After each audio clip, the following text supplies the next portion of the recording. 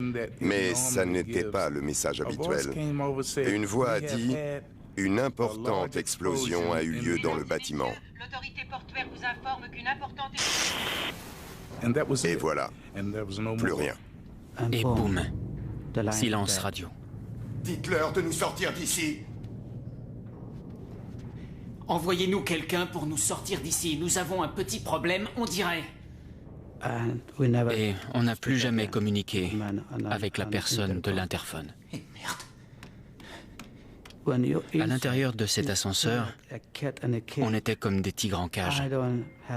Je n'avais aucune idée de ce qui se passait à l'extérieur ou dans le reste de la tour. Il fallait prendre une décision. Personne ne pouvait nous aider. Je crois qu'il va falloir qu'on se débrouille tout seul pour sortir d'ici. On a bouché la porte avec des mouchoirs mouillés. Prises au piège, les opératrices du centre d'appel traitent désormais les urgences aussi bien à l'extérieur qu'à l'intérieur de leur bureau. Aucune issue. Merci. Allô? Allô? Bonjour, je suis Mélanie, je fais partie du colloque. Nous essayons de monter sur le toit, mais on ne peut pas. Je vois, où êtes-vous exactement? Je ne suis pas sûre, la porte ne s'ouvre pas. Oui, il vous faut une carte magnétique. Mais si on n'en a pas, comment on fait? Eh bien, dans ce cas, je ne peux pas vous aider. Vous ne pouvez pas l'ouvrir à distance? Je suis vraiment désolée, c'est impossible d'ici. Mais qu'est-ce qu'on va faire alors? Malheureusement, vous allez devoir vous débrouiller pour redescendre. On a essayé, mais on ne peut pas. Alors attendez que les secours viennent vous chercher, ils sont en route. Je suis vraiment désolée. Je vois.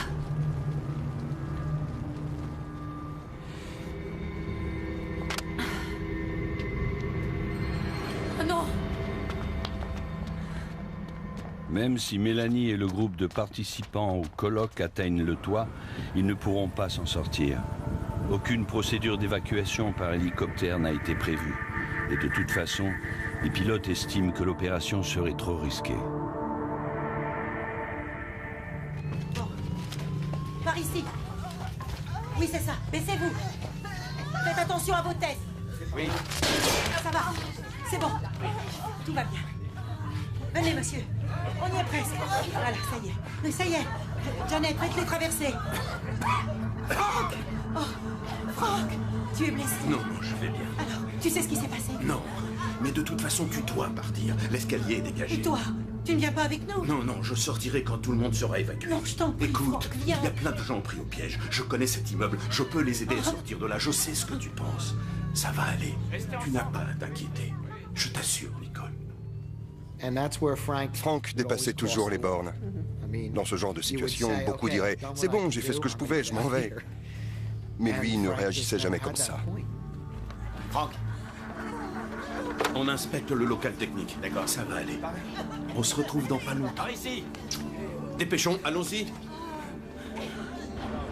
Juste un étage au-dessus de Frank se trouve Rick Bryan, un cadre des assurances MetLife. Je compare souvent ça à un bruit que l'on entend très rarement, une fois par an ou peut-être même tous les 2 ans. Quand certains soirs d'été, un coup de tonnerre gronde dans le ciel, en un très lent crescendo. Eh bien, c'est ce qu'on a entendu ce jour-là, quand l'avion a percuté la tour. J'ai fait un pas dans le couloir en maintenant ma porte ouverte. Et j'ai été frappé par l'obscurité devant moi. Je n'avais jamais vu un noir aussi intense et profond. Il y a personne ici? Il y a quelqu'un?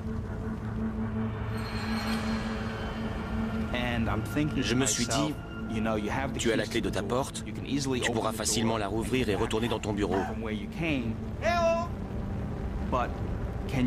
es-tu certain que la clé fonctionnera bien? Il y a quelqu'un? J'avais peur, j'avais très peur. Alors au lieu de continuer à avancer dans le couloir, je suis retourné dans mon bureau et j'ai refermé la porte derrière moi.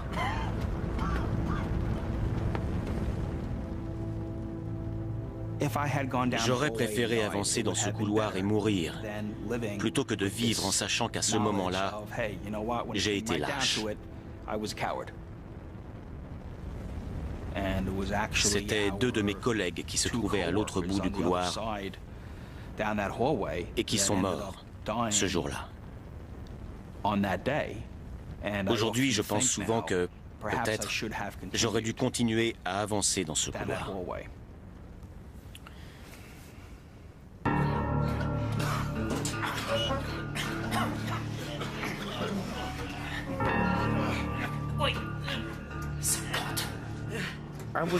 On ne paniquait pas.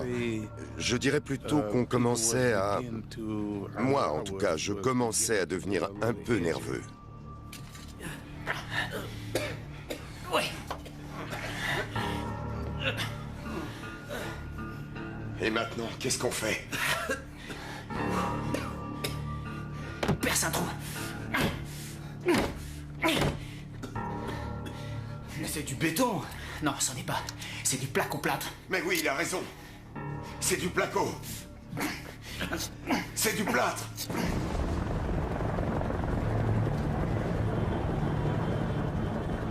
C'est encore Christine, de Windows. On commence à manquer d'air. On respire de plus en plus mal. Je vous assure que je n'exagère pas. Madame, je sais que vous n'exagérez pas. Vous êtes très nombreux à nous appeler. Nous vous envoyons des pompiers aussi vite que possible. Comment on peut faire pour avoir de l'air? Les pompiers ne vont pas tarder à arriver. On n'en peut plus. On peut casser une vitre. Madame, faites entrer de l'air par n'importe quel moyen. Que quelqu'un casse une vitre. Casser une vitre.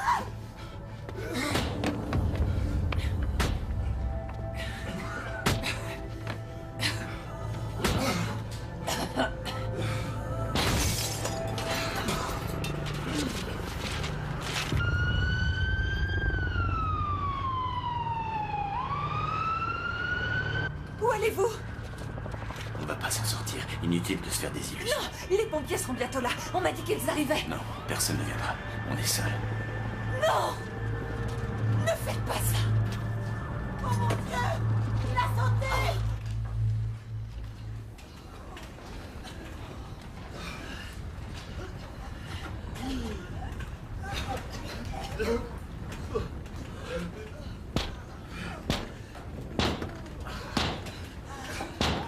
Hé, non, arrêtez!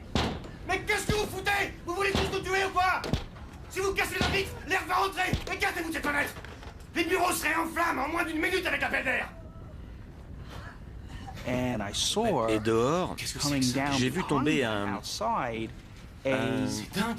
On dirait un costume. Un costume d'homme. Et je me suis dit... Je comprends pas, ça veut dire quoi, ça? Qui a eu l'idée de jeter son costume par la fenêtre? Qu'est-ce que ça veut dire? Oh, il a sauté! Oh mon Dieu, quelle horreur! Seigneur, accorde-leur ton salut! Plus de 100 personnes tomberont ou sauteront du haut de la tour 1.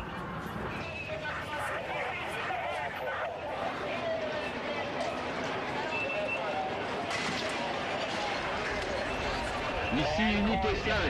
Les gens sautent de la tour. Établissez un périmètre. À partir de 9h40, ni Christine ni personne ne téléphonera plus depuis le Windows on the World. On est allé chez elle. Son répondeur était saturé de messages de tous ses amis. Il y en avait tellement.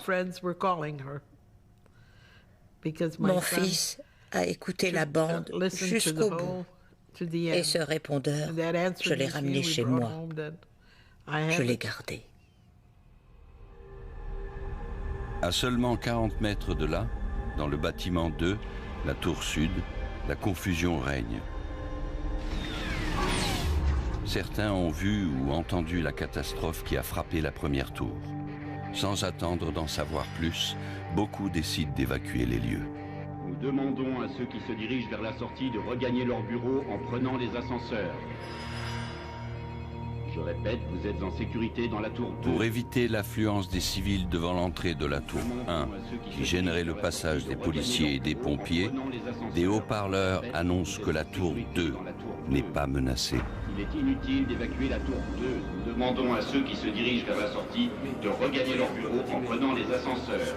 Je répète, vous êtes en sécurité dans la tour 2. Il est inutile d'évacuer la tour 2.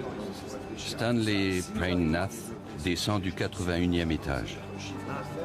Mais plus bas, le personnel de sécurité renvoie les gens dans leur bureau en les convainquant qu'ils y seront en lieu sûr. Remontez, s'il vous plaît, c'est inutile d'évacuer. Si j'avais su, si seulement j'avais su que la tour voisine était en feu et qu'un avion l'avait percuté, je ne serais jamais remonté. Je serais rentré directement chez moi. Vous êtes en sécurité dans la tour 2. Il est inutile d'évacuer la tour 2.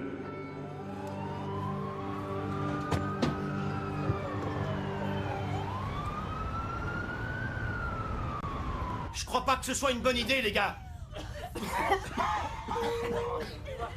Très vite, il est devenu évident qu'il fallait fuir, parce que la fumée devenait terrifiant.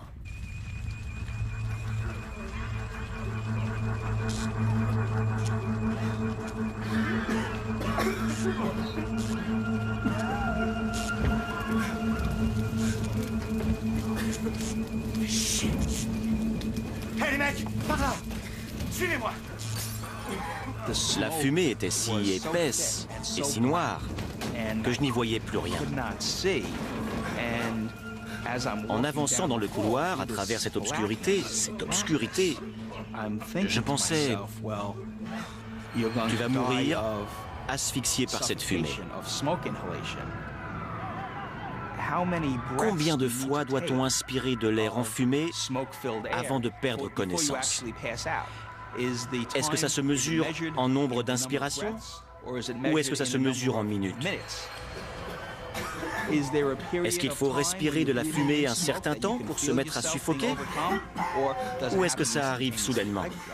Je ne savais pas. Et je m'en voulais de ne pas savoir.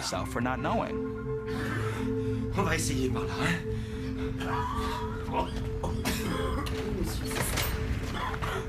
Vous avez un rendez-vous à 14h30 et vous en avez un autre à 16h15. Dans cet espace confiné, une fois la porte fermée, on se sentait plutôt en sécurité. Bien, je vais voir ce que je peux faire, mais nous avons un petit problème de téléphone dans l'immédiat. Quand ils sont entrés, j'ai été surprise de les voir. Nous avons à faire face à certaines difficultés.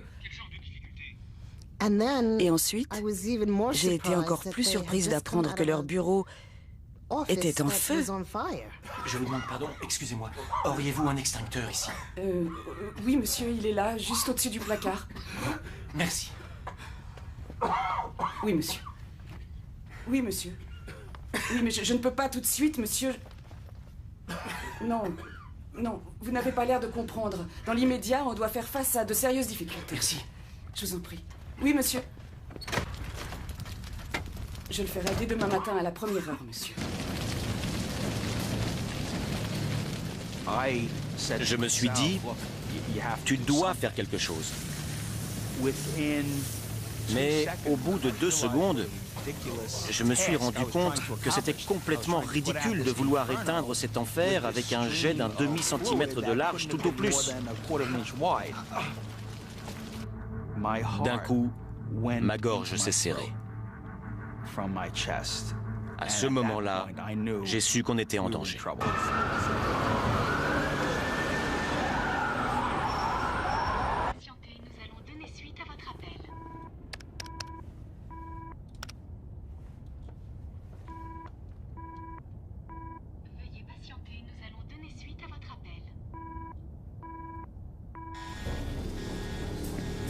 Harry Ramos atteint le 78e étage, la zone de transit des ascenseurs.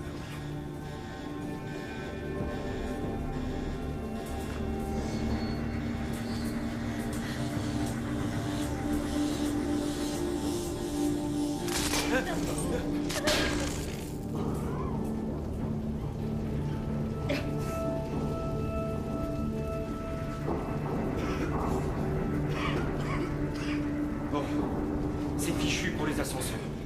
Il faut qu'on passe de l'autre côté. On va essayer de trouver un escalier praticable. Allons-y, et faites attention.